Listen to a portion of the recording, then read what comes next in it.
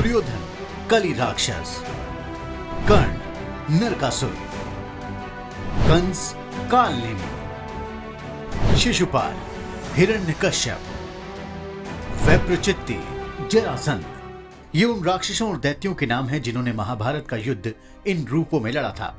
है ना हैरान करने वाली बात। अगर हम आपसे पूछें कि महाभारत का युद्ध किसके बीच लड़ा गया, तो आप कहेंगे पांडवों और कौरवों के बीच। लेकिन क्या ये बात पूरी तरह सच है? जी नहीं। इस युद्ध में पांडवों और कौरवों के शरीर जरूर युद्ध करते हुए नजर आ रहे थे, लेकिन उनके शरीर का इस्तेमाल कर इस युद्ध को असल में कोई और ही लड़ रहा था। महाभारत युद्ध का ये सबसे गुप्त रहस्य जानने के लिए इस वीडियो को आखिर तक जरूर देखें। उससे पहले आपसे निवेदन करना चाहेंगे कि जल्दी से हमारे चैनल द कर्मा को सब्सक्राइब करें, ताकि आपको इस तरह के अमेजिंग वीडियोस का नोटिफिकेशन टाइम टू टाइम मिलता रहे।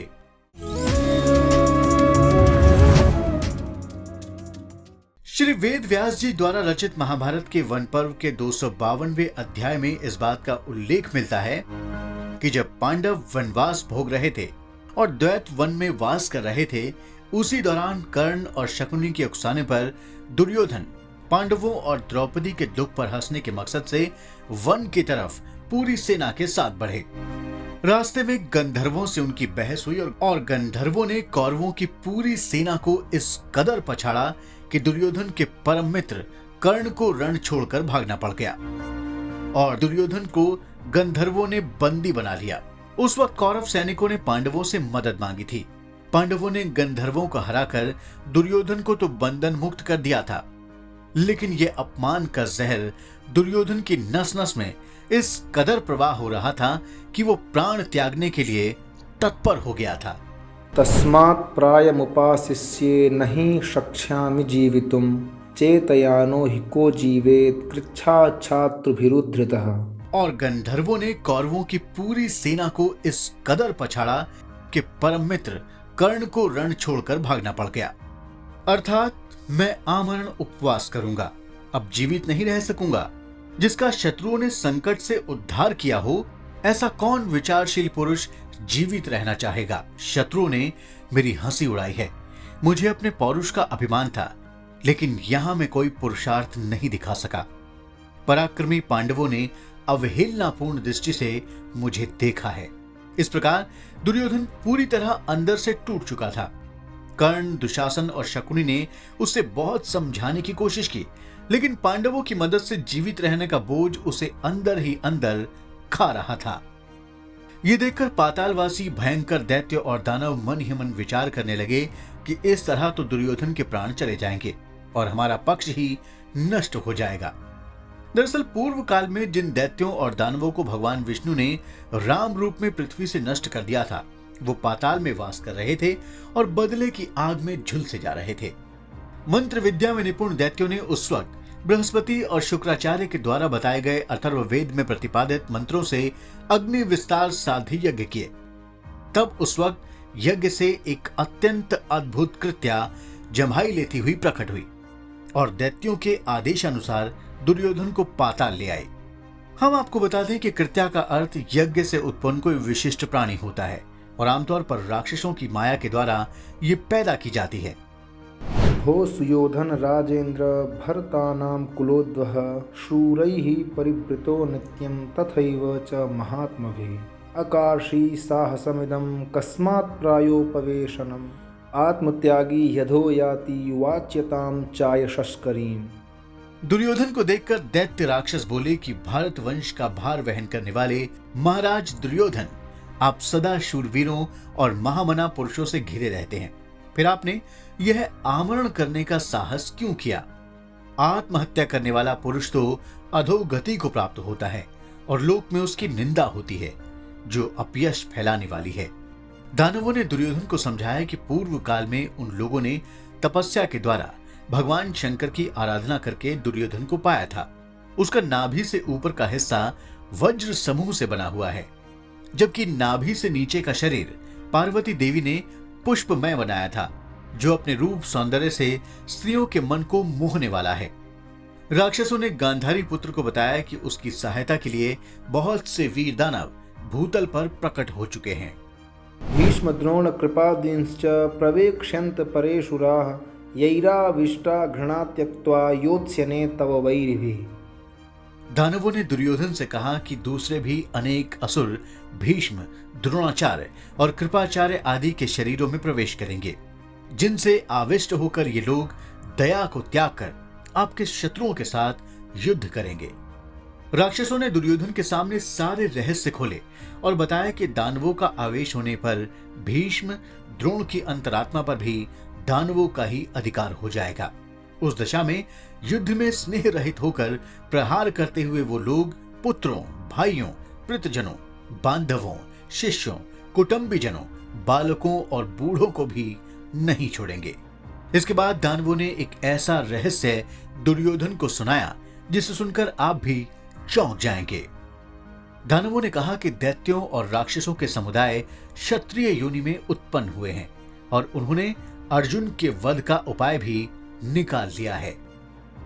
हतस्य नरकस्यात्मा कर्णमूर्तिमुपाश्रितः तद्वैरं संस्मरन् वीर योत्स्यते केशवार्जुनौ। अर्थात श्री कृष्ण के हाथों जो नरकासुर मारा गया है, उसकी आत्मा कर्ण के शरीर में घुस गई है। वह नरकासुर उस वैर को याद कर श्री कृष्ण और अर्जुन से युद्ध करेगा। दैत्यों ने दुर्योधन को बताया कि वो महारथी कर्ण रणभूमि में अर्जुन और बाकी शत्रुओं पर अवश्य विजयी होगा। इतना ही नहीं, उन लोगों ने 1 लाख दैत्यों और राक्षसों को इस काम में लगा रखा है, जो शनशप्तक नाम से विख्यात हैं। वो वीर अर्जुन को मार डालेंगे। ये कहते हुए उन्होंने दुर्योधन को आश्वासन दिया कि युद्ध में उसकी अवश्य जीत होगी और वो पृथ्वी पर राज अवश्य भोगेगा। दैत्यों और राक्षसों के वचन सुनने के बाद कृत्या ने दुर्योधन को वहीं वापस छोड़ दिया जहां वो पहले आमरण के लिए बैठा था। कृत्या के जाने पर दुर्योधन ने इन सारी बातों को स्वप्न समझा और संकल्प लिया कि वो युद्ध में पांडवों को अवश्य जीतेगा। दूसरी तरफ कर्ण अर्जुन का वध करने के लिए संकल्प करने लगा। कर्णोऽप्याविष्टचित्तामा नरकस्यान्तरात्मना अर्जुनस्य वधे क्रूराम करोति स्म तदा मतिम्। अर्थात कर्ण ने नरकासुरी अंतरात्मा से आविष्ट होने के कारण अर्जुन का वध करने के लिए क्रूरतापूर्ण संकल्प लिया। दूसरी तरफ भीष्म, द्रोण और कृपाचार्य के मन पर भी दानवों ने अधिकार कर लिया था। इसके बाद दैत्यों की बात याद करके दुर्योधन पांडवों से युद्ध करने का पक्का विचार कर रथ, हाथी, घोड़े और पैदल सैनिकों से युक्त अपनी चतुरंगिनी सेना के साथ हस्तिनापुर के लिए चल दिया। फिर इसके बाद जो हुआ वो तो सभी को पता है। कुरुक्षेत्र के मैदान में कौरवों के अंदर का दानव हर किसी ने देखा। किस तरह उन्होंने छल और धोखे की पराकाष्ठा पार की, फिर भी पांडवों से युद्ध में जीत नहीं पाए, क्योंकि पांडवों के साथ भगवान कृष्ण थे और कौरवों को रण में हार का सामना करना पड़ा। यहाँ हम आपको एक और गहरी जानकारी से अवगत कराना चाहेंगे। त्रेता युग के वो दैत्य और राक्षस जो भगवान राम के हाथों मारे गए थे, द्वापर युग में भी नजर आए थे। महाभारत ग्रंथ के प्रथम खंड के संभव पर्व के 67वें अध्याय में वैशंपायन जी कह रहे हैं, विप्रचित्तिरिति ख्यातो य आसीत् दानवर्षभः जरासन्ध इति ख्यातः स आसीन् मनुजर्षभः दिते पुत्रस्तु यो राजन् हिरण्यकपिशु स्मृतः स जज्ञे मानुषे लोके शिशुपाले नरर्षभः। अर्थात विप्रचित्ति नाम से विख्यात जो दानवों का राजा था, वही मनुष्यों में श्रेष्ठ जरासंध नाम से विख्यात हुआ। हिरण्यकश्यप नाम से प्रसिद्ध जो दिति का पुत्र था, वही मनुष्य लोक में नरश्रेष्ठ शिशुपाल के रूप में उत्पन्न हुआ। महाबली कालनेमी राजा उग्रसेन के पुत्र बलवान कंस के रूप में विख्यात हुआ। महान कीर्तिशाली देव ऋषि बृहस्पति के अंश से अयोनिज भरद्वाज नंदन द्रोण उत्पन्न हुए। उनके यहाँ महादेव यम, काम और क्रोध के सम्मिलित अंश से शूरवीर अश्वत्थामा का जन्म हुआ। कले रंशस्तु संजज्ञे भुवि दुर्योधनो नृपः दुर्बुद्धि दुर्मतिश्चैव कुरूणामयशस्करः। खोटी बुद्धि और दूषित विचार वाले कुरुकुल कलंक राजा दुर्योधन के रूप में इस पृथ्वी पर कली का अंश ही उत्पन्न हुआ था। वैशंपायन जी इसके बाद कहते हैं कि वह कली स्वरूप पुरुष सबका द्वेष पात्र था। उसने सारी पृथ्वी के वीरों को लड़वा कर मरवा दिया। पुलस्त्य कुल के राक्षस भी मनुष्यों में दुर्योधन के भाइयों के रूप में उत्पन्न हुए थे। दूसरी तरफ युधिष्ठिर को धर्मा का अंश, नकुल सहदेव को अश्विनी कुमारों का अंश, भीमसेन को वायु का, अर्जुन को देवराज इंद्र का अंश बताया गया। इतना ही नहीं, अर्जुन को तो भगवान नर का अवतार भी बताया गया है। वर्चा नाम से विख्यात चंद्रमा का प्रतापी पुत्र महायशस्वी अभिमन्यु उन्हें प्राप्त हुआ। यस्तु नारायणो नाम देवदेवः सनातनः तस्यांशो मनुषेष्वासीद् वासुदेवः प्रतापवान् शेषस्यांशश्च नागश्च बलदेवो महाबलः।